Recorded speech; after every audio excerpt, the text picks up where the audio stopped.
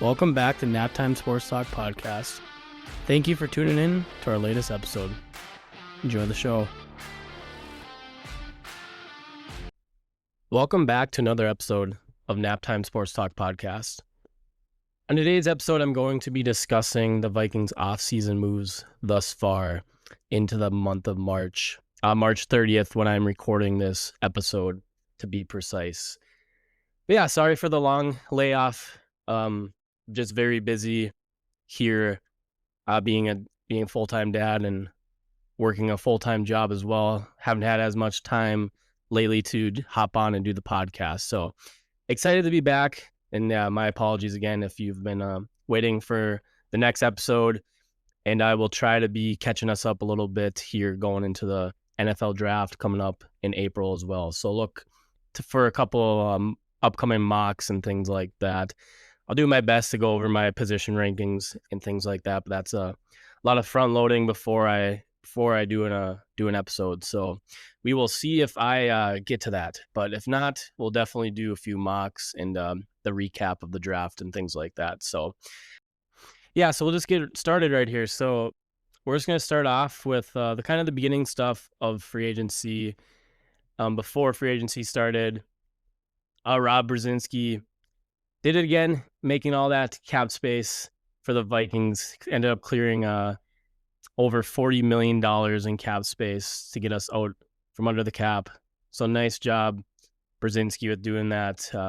Had all the faith in him to get us out of that hole. So to go over the restructures, so Justin Jefferson converted $23.75 million of salary into a signing bonus, so his cap hit in 2026 dropped from $38 million to $21.2 million. Christian Darrisaw converted $12.07 million of salary to a bonus, lowering his 2026 cap hit to $13.5 million.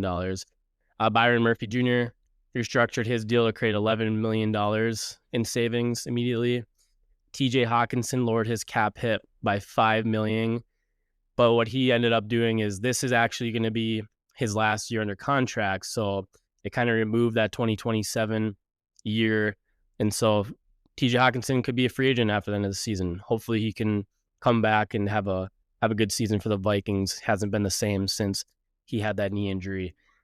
Then Aaron Jones, instead of being released, he was reportedly going to be released, but instead he restructured his deal and he's going to get a $5.6 million deal to stay in Minnesota for his age 31 season. So looking forward to having Jones back, Hawkinson staying in the lineup too.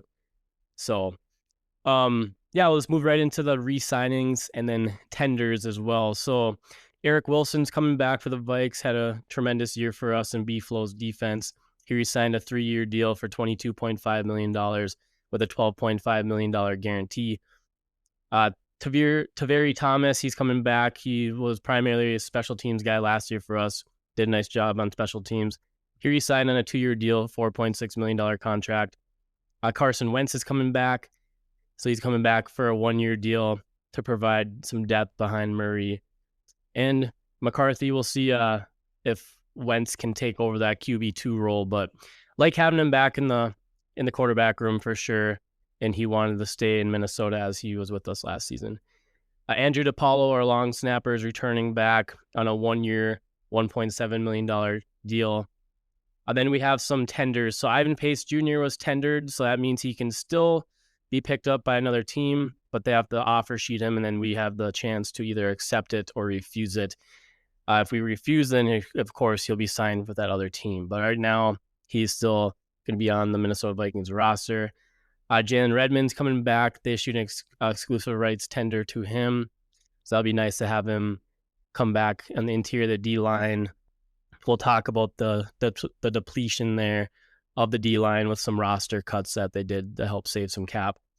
Bo Richter, edge rusher, and Xavier Scott, both running back, both signed 1-year deals to return for the Minnesota Vikings and try to make that 53-man roster come time of the regular season.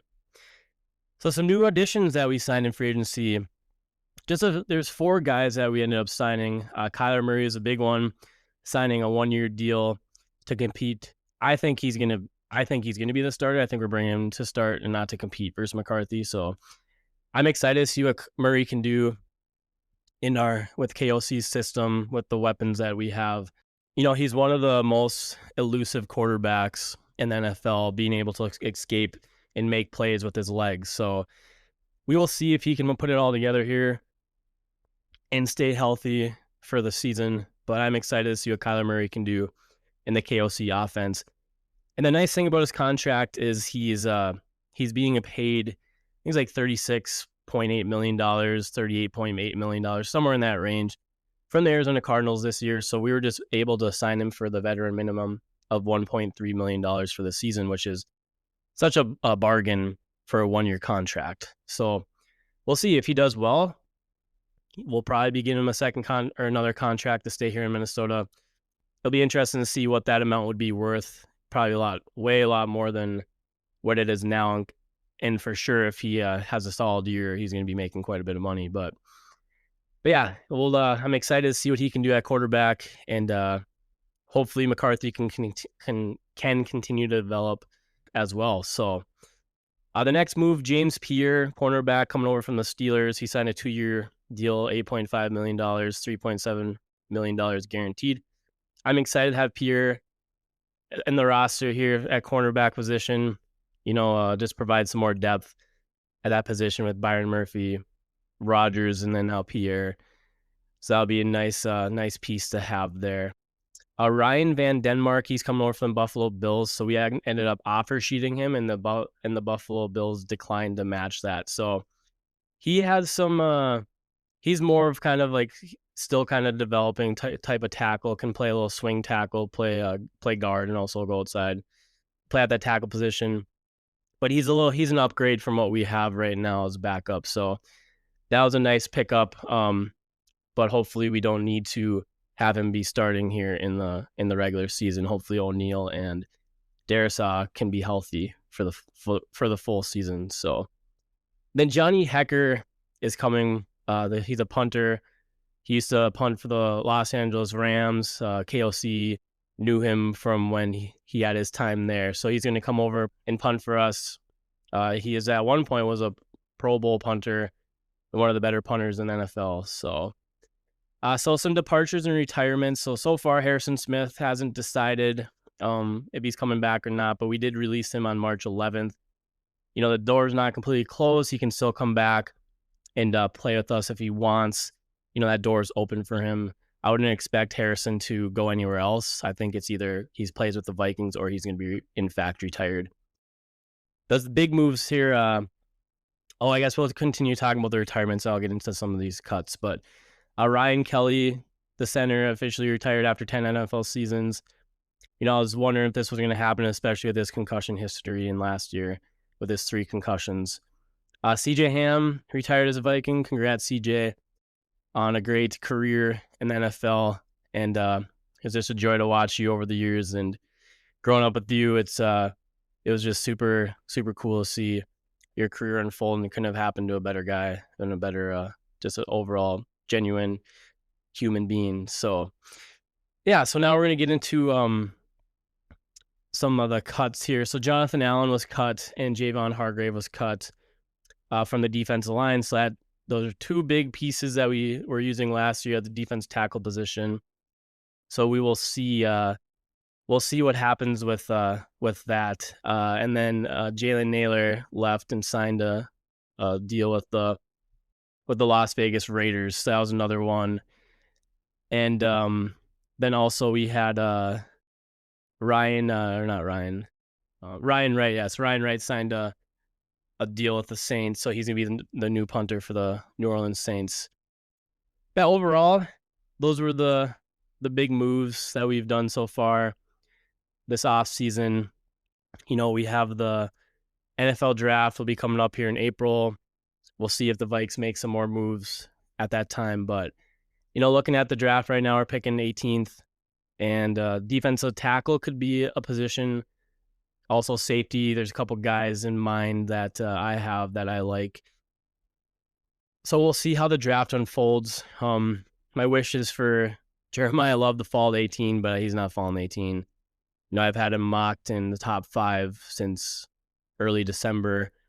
So I think, he's my number 1 overall player in this draft. I just think it'd just be crazy for him to fall that far. And now we're kind of seeing the NFL mock draft analysis gurus that people follow and listen to. They're having him in their top 5 now too. So I just want to say, hey, I had that happening since December. So, and people are calling me crazy, and I think that's kind of funny. Now everyone, now the gurus are doing it, and now they're no one's calling them crazy at all. So, but yeah, so those are some of the big moves. Like I said, defensive tackle is an area of need now. We'll see how we address that if we address that in the first round or not. Just some guys that come to my mind. Caden McDonald, defensive tackle from Ohio State, great run stuffer. You have Lee Hunter coming from Texas Tech, could be a guy there at 18 too. One guy I was kind of high on was Caleb Banks from Florida, but he got re-injured at the scouting combine, so now I'm just kind of a little off on that. I can't trust him going forward. He's just always injured, and I just don't want that. But yeah, we'll see what the Vikes do, and I'm excited for the draft as always. So we'll see what happens come April. All right, so moving on for my next segment here, I'm going to be doing a NFL mock draft sim with the Minnesota Vikings. So we'll do a 7-round sim. We'll see what I can do here on the PFF mock draft simulator. So as I said before, we're starting with the 18th pick here in the first round. So I'm going to fly through the first few picks here. And just to kind of recap what the sim had, it had Fernando Mendoza, of course, at number 1. Jeremiah Love actually went number 2 in this mock sim to the Jets. Arvell Reese, number 3 to the Arizona Cardinals. Ruben Bain Jr., number 4 to the Titans. David Bailey to the Giants at number 5. So that's the top 5 there. Coming down here, so at pick number 18, like I said before, our interior, the defensive line is very depleted right now. We have Jalen Redmond coming back. He was a big part of the D-line last year and did really well. Levi Drake Rodriguez, but he's more of a depth player. We need some guys to come in here and really help out. I'm not saying that he can't take a step here in the next the next year or year 3 for himself, but yeah, we'll see. So there's one guy that keeps coming to my mind here, and that's Caden McDonald, defensive tackle out of Ohio State. Just an overall good run stuffer. I think he would help immensely in the interior of the D-line. 6'3", 326. He's 21 years old, coming off his junior season at Ohio State. His range is not quite here at the 18. I kind of think him as a mid maybe 20s guy, late first round guy. But do we reach on it a little bit? We might have to. And also just looking at the board, like Dylan Thyman's gone. He's a safety prospect of Oregon. Manuel McNeil Warren could be a guy if they want to go safety, but I just think we need to go in here and address that interior of the D-line. The fall off from these guys here, I think the D-backs are pretty deep this year, but there's going to be a fall off with the interior of the defensive line. So get one of the best guys here in this class in the interior position, and that's Caden McDonald. Maybe they also take a shot at Peter Woods out of Clemson. If you think back into early before the season starts, Peter Woods was one of the top ranked players in his class. He just kind of fell off this past season, had one of his tough seasons, or one of his worst seasons there. Not good for yourself when you're trying to go into the draft to have a year like that. But Clemson just overall had a very tough year. I thought they were going to be a lot better this year. I actually had them projected to go to the national championship versus Ohio State, but we obviously know how that all unfolded.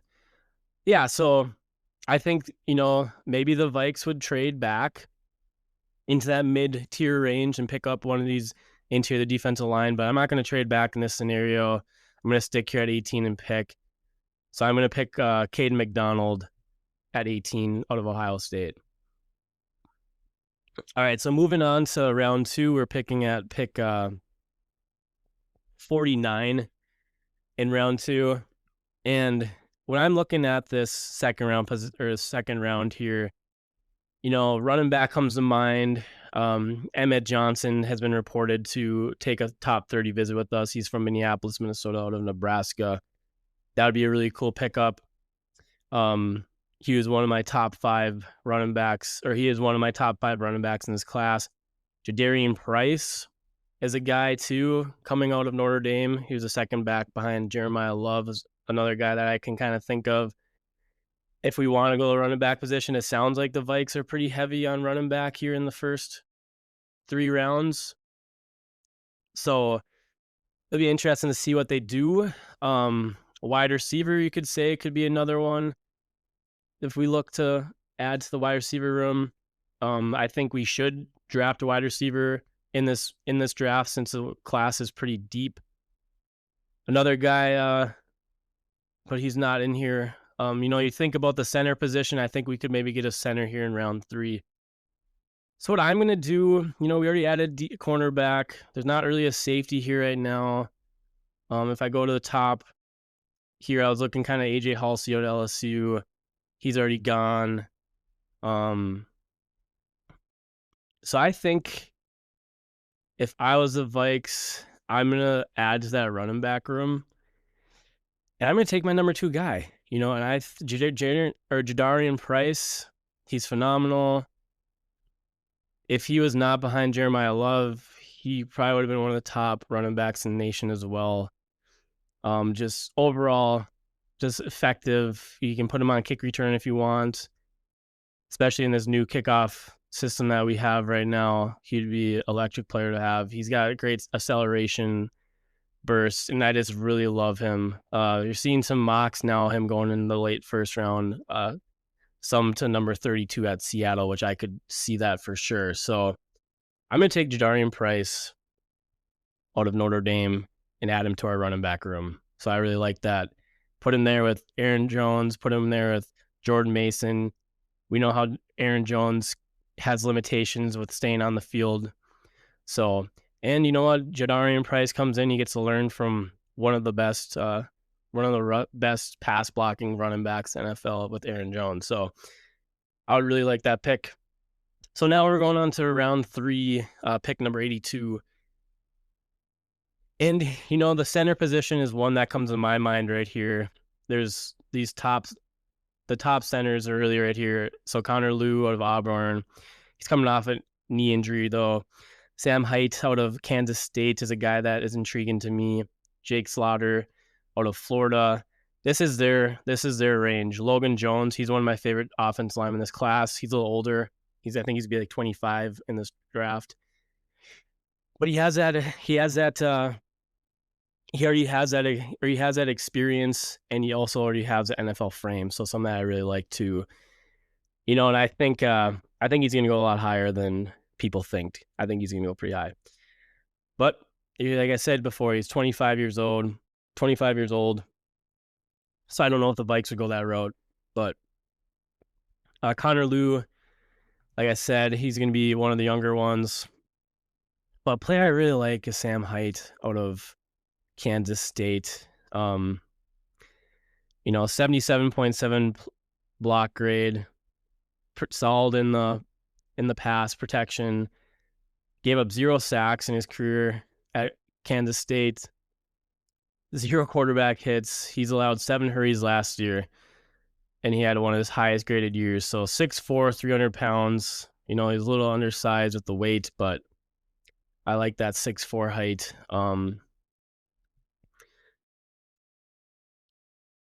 Logan Jones, though, man, this is a guy that I just love, and I'd love to see him for us. His pass block grade 90.7, which is elite in PFF metrics. Gave up 1 sack last year, 2 hurries. And he also in 2024 at 83.6 grade had a really solid year. So, gosh, this is a tough one, but he's also pretty undersized, 6'3", 302, but he has that wrestling background, and if you watch his tape, he can hold up, or he holds up versus overhauling defensive tackles, which I think is, you have to do that. You can't get pushed back.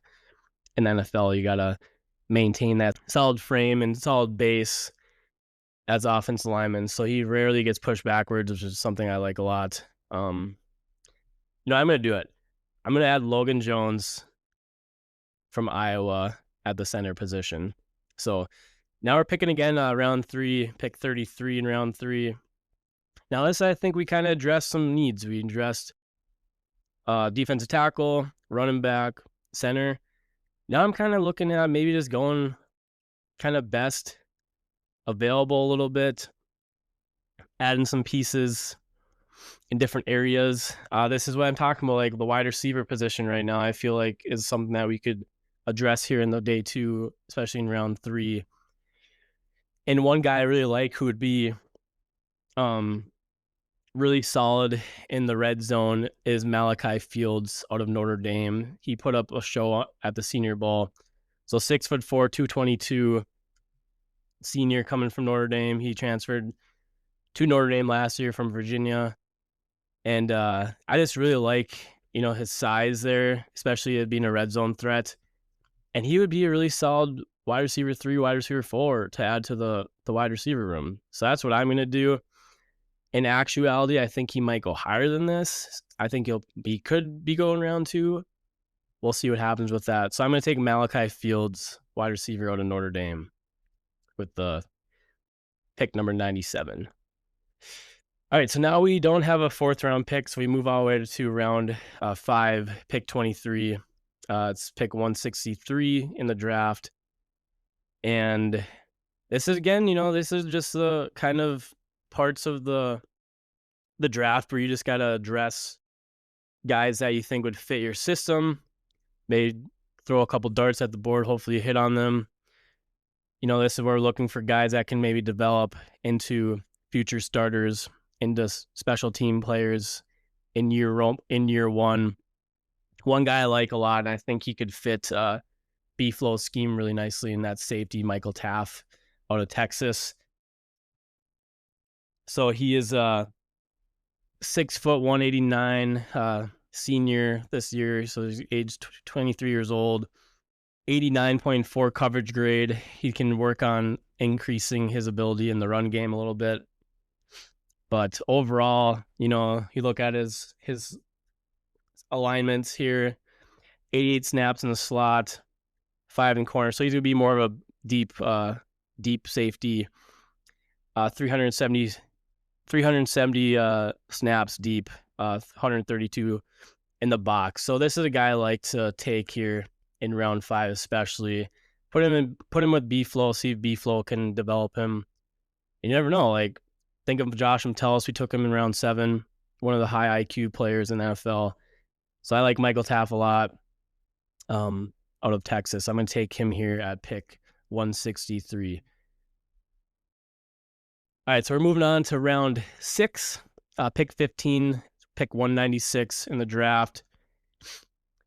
So looking so far at our board, what we've taken, Caden McDonald in the 1st round, Jadarian Price, Logan Jones, center out of Iowa, 3rd round, Malachi Fields, wide receiver, 3rd round, then Michael Taff, round 5, pick 163, safety out of Texas. So pick 196, we're on the clock now. So I'm just trying to think here, what are some areas we can go? Lorenzo Styles Jr. I mean, we just took a safety though, so I'm not going to go that route. Tight end maybe, fullback potentially, with CJ retiring.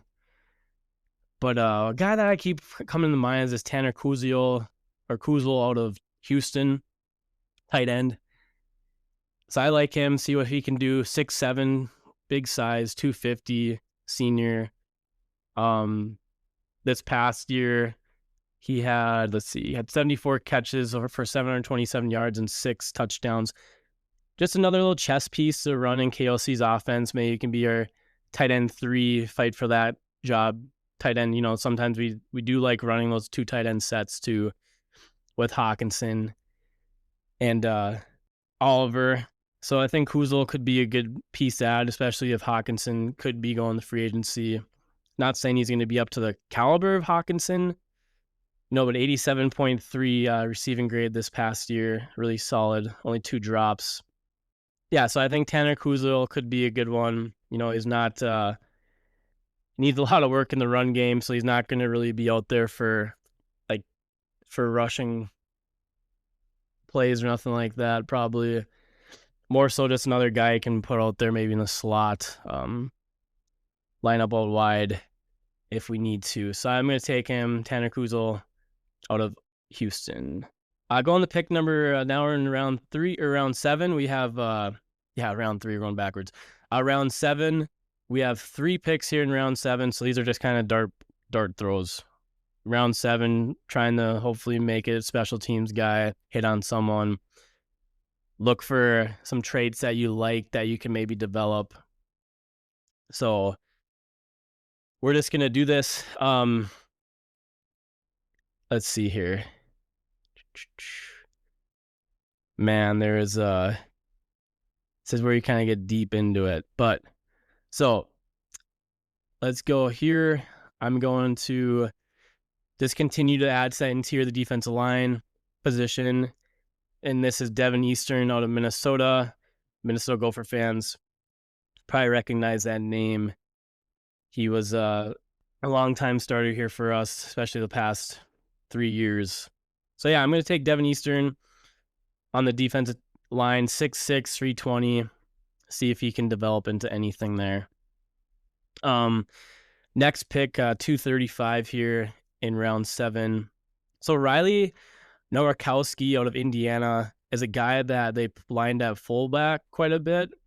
He's tight end by position, but I think he could be a guy that you could put in there at fullback and have him work. If he's watched the national championship game or any of the playoffs with Indiana or just the regular season in general, he played quite a bit of snaps at that fullback position. So this is a guy I would like to take and try to develop into a fullback, especially after CJ Ham just retired.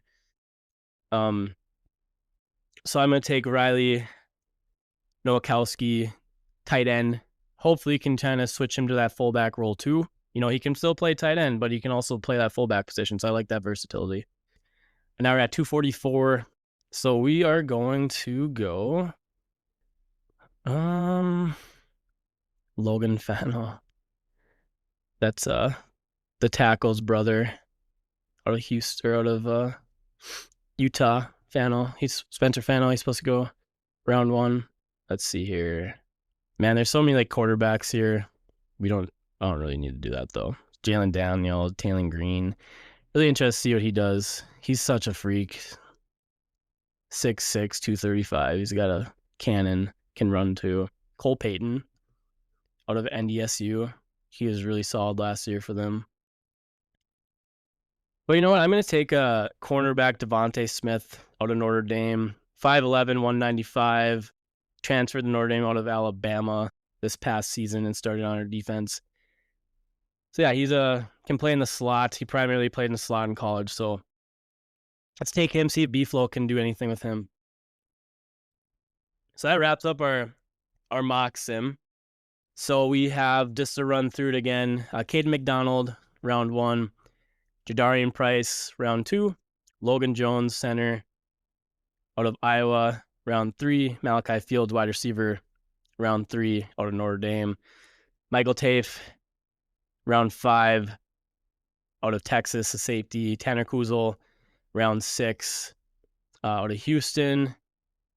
Round 7, we have Devin Eastern, defensive tackle, out of Minnesota.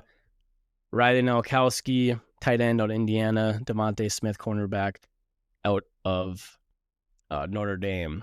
So overall, not too bad of a draft. We'll see what happens come draft time, but it's coming up soon. I'm excited for that. Make sure you tune in to future episodes. We'll be doing a mock draft here coming up, and I'll do round 1. So I'm looking forward to that. See how the NFL kind of looks, the landscape, especially after free agency. It's going to be really interesting to see what happens. I think, we know what the number 1 pick is going to be with Fernando Mendoza going to Vegas, but after that, it really is up in the air, which is exciting. So this class isn't as deep as it has been in the past, and it's hard to compare this class right now when you have the class in the horizon 2027 that looks like an all-timer. So yeah, we'll see what happens. But yeah, thank you for tuning in the episode. Like I said before, sorry it took so long to get another one out. But if you made it this far, as always, thank you. And we'll catch you next time. SKOL Vikes. Straight cash, homie. Thank you for listening to our episode. Be sure to give us a follow on Instagram and X at Naptime Sports Talk Podcast for content related to the pod. Thank you for the support.